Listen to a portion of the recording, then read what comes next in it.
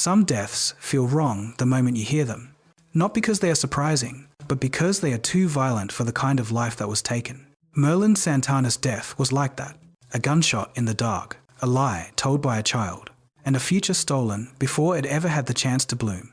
Before the headlines, before the courtroom, before the streets whispered his name in grief. Merlin was the boy America watched grow up. From The Cosby Show to Sister Sister to Moesha to The Steve Harvey Show. He carried a light that was rare for young black actors.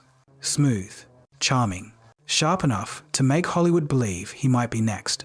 But here's the truth people do not want to say out loud. His talent did not save him. His fame did not protect him. And the world he was climbing toward never had the chance to meet the man he was becoming. So let me ask you something. How does a young black star go from the set of a hit sitcom to the passenger seat of a car, staring at a red laser in the mirror moments before his life ends? How does a lie become a death sentence? To understand that night, you have to understand the boy, the man, the dream, and the danger that was always waiting just outside the frame. Merlin Santana didn't come into this world the way most babies do. Doctors expected complications, delays, a struggle for survival. Instead, he arrived early, strong, and perfect enough that the nurses called him a miracle.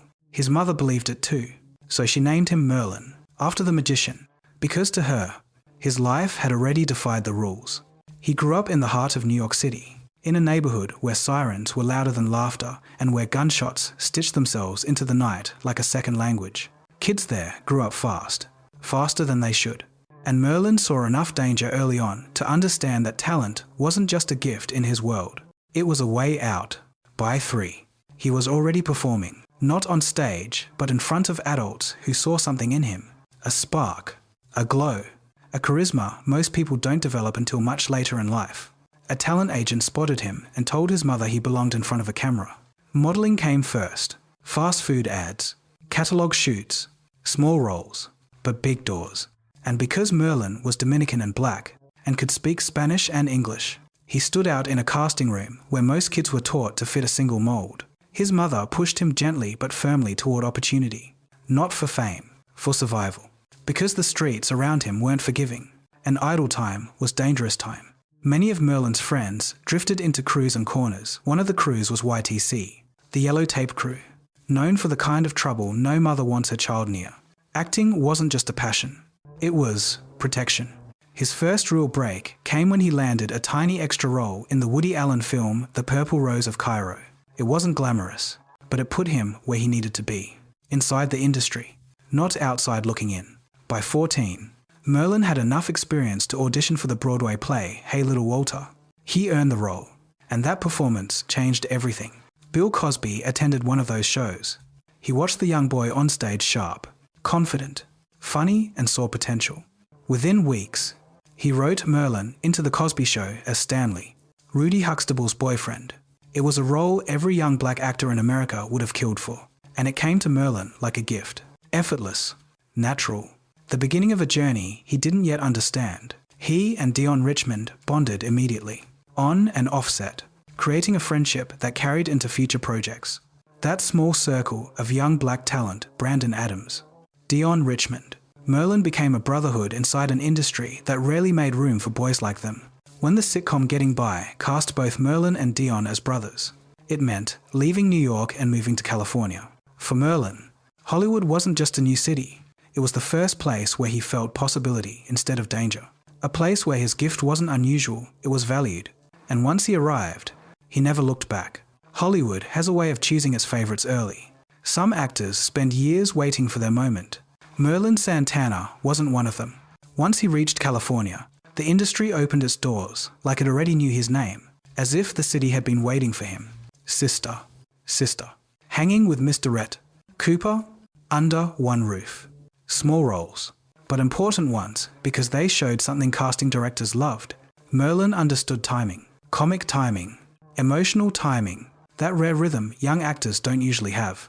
But everything changed when Moesha came calling. Brandy was already America's sweetheart. The show was a cultural moment, and Merlin stepped into that world as Frank's charming, cocky, impossibly cool love interest. He fit so naturally into the cast that writers wanted more of him, more scenes, more presence, more edge. He was young, Handsome, black, and magnetic in a way TV couldn't ignore. But then another door opened, a bigger one, and Merlin had to make a choice. Steve Harvey had just launched his second sitcom, The Steve Harvey Show, a sharp, warm, comedy-forward series with heart. And they wanted Merlin not as a guest, but as a lead, a full character, a cornerstone of the show's identity. So he left Moesha and stepped into the role America would never forget, Romeo Santana. Romeo was smooth but wounded, confident but insecure. A boy who could have easily slipped through the cracks of Chicago's South Side if someone didn't reach in and pull him out. And that someone, on screen, was Mr. Hightower. Steve Harvey and Merlin created a rhythm few sitcom duos ever find. A teacher and a student, a father and a son. Two black men trying to navigate a world that didn't always give them the grace they deserved. Romeo wasn't written for Merlin, but once he stepped into the character, it became impossible to imagine anyone else. The swagger, the walk, the half laugh before a joke landed, the way he made trouble look charming, and audiences loved him. He earned multiple NAACP Image Award nominations. Producers began mentioning his name for major film projects. VH1 cast him in the East Coast, West Coast film Played. He acted alongside Toni Braxton, Faison Love, and Rashawn. Eddie Murphy's Showtime needed a young, charismatic face and called him too. You could feel his rise. Not forced, not rushed, natural. Like the industry was moving him towards something bigger than sitcom fame. Even off-camera, he kept evolving. Music pulled him in next. He spent nights in the studio, not chasing a rap career, but exploring a voice he didn't get to show on TV. He had cadence, bars, a certain New York edge that made people listen. And yet, beneath all the promise, something else was happening.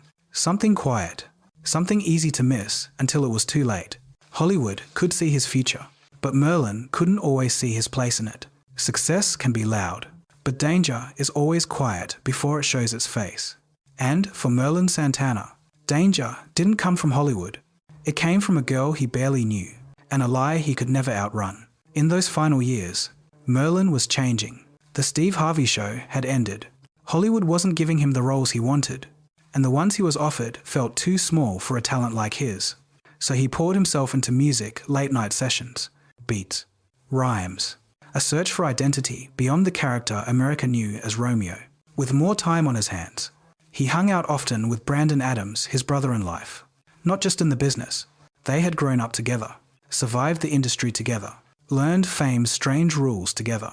When you saw one, you usually saw the other. And then came the night everything changed. A night that started like any other young night in Los Angeles, quiet streets, small gatherings, familiar faces drifting in and out of a house party. Nothing dramatic, nothing that felt like danger. That's where they met her. Mercedes, pretty, flirty. Too young though, she lied about her age. 15, but moving like someone used to, surviving adults. A foster care kid shuffled through 18 homes. A life full of chaos she carried like a shadow. Merlin didn't know any of that. He didn't know her past. He didn't know her instability. He didn't know she was connected to men who lived by violence. He only knew the surface, the smile, the moment, and he went home with her. It wasn't love, not even lust, just two people crossing paths in a night too short to matter. But to her, it mattered too much, because the next day, when Merlin didn't give her the attention she wanted, something inside her turned. Anger, jealousy, abandonment, old wounds cutting open again. And then she said the words that would kill him. He raped me. A lie. A lie she told her boyfriend. Damian Gates, an armed, unstable man already living on the edge of violence. The kind of man who didn't ask questions. The kind of man who reacted. That night, Damian and another shooter hid outside the house party Merlin and Brandon attended. 2 guns. A plan fueled by rage over something that never happened. When Merlin and Brandon got into the car, they didn't know eyes were watching. They didn't know guns were raised. They didn't know the red laser blinking in the rearview mirror was aimed at Merlin's head. Shots exploded. A shotgun blast tore through the trunk, through the seat, through Merlin. Brandon drove blindly into the night, desperate to escape, not realizing his best friend was already gone. A single shot, instant, final. He died before the car even rolled to a stop, 26 years old. A career rising, A life ending because of a lie whispered by a child who didn't understand the destruction her words could unleash. That was the night Hollywood lost one of its brightest young stars. And the night Brandon Adams lost his brother. America reacted the only way America knows how when a young black star dies too soon, shock first. Anger second. Silence third. People woke up to the headlines and felt that familiar weight in their chest. A talent gone. A life wasted. A story cut before its arc had the chance to rise. Hollywood whispered Merlin's name with disbelief. Castmates from Moesha spoke about his warmth. Steve Harvey talked about how he wasn't built for the streets, wasn't wired for violence, wasn't the kind of young man anyone should fear. He said something simple but devastating. Whatever the situation was, he didn't deserve to die, and the public agreed. Very few deaths feel as senseless as Merlin Santana's. A lie told in anger. A boy too young to understand consequences. Two men who thought violence could defend honor. A gun that made a decision no human should have the power to make. The justice system moved quickly. Damian Gates, who pulled the trigger, was sentenced to 3 consecutive life sentences, plus 70 years. Brandon Bynes, the second shooter, received 23 years for voluntary manslaughter. And the girl at the center of it all, Monique King, served 10 years in juvenile detention. She was 15, but the damage she caused lived far beyond her age. In Black America, Merlin's death became more than a headline. It became a warning. A reminder of how delicate a young black man's life is, how quickly promise can become tragedy, how fast a bright future can fade under the weight of someone else's pain. Parents talk to their sons about staying aware. Actors talk to each other about the dangers fame doesn't shield you from. Communities whispered about how grief always seems to find its way into black stories, even when we try to write joy. But beneath the sadness, there was a message too. Talent is not armor. Fame is not protection. And sometimes, the world takes the ones who shine too brightly, too early, leaving us with only the memory of what they could have been. Some stories never find their ending. They stop, abrupt, mid-sentence, and we spend the rest of our lives trying to imagine how the next line would have sounded. Merlin Santana's story is one of those. A bright arc cut short. A life paused in the middle of becoming. He didn't get the chance to grow old, to direct films, to raise a family, to walk back onto a set as a seasoned man instead of a promising one. But he left something behind. Something small, but powerful. A presence. A memory. A warmth that people who worked with him still talk about in the present tense as if he's just running late, not gone. Because that's the thing about certain souls. They don't disappear. They echo. In the laughter of the characters they played. In the episodes fans still rewatch. In the way black audiences remember that boy with the half smile who made sitcoms feel softer, safer, sweeter. And maybe that is the quiet dignity of his legacy. Not awards, not fame, but the simple truth that he made people feel something good while he was here. To anyone who's ever lost someone too soon, someone whose story ended without closure, this part is for you.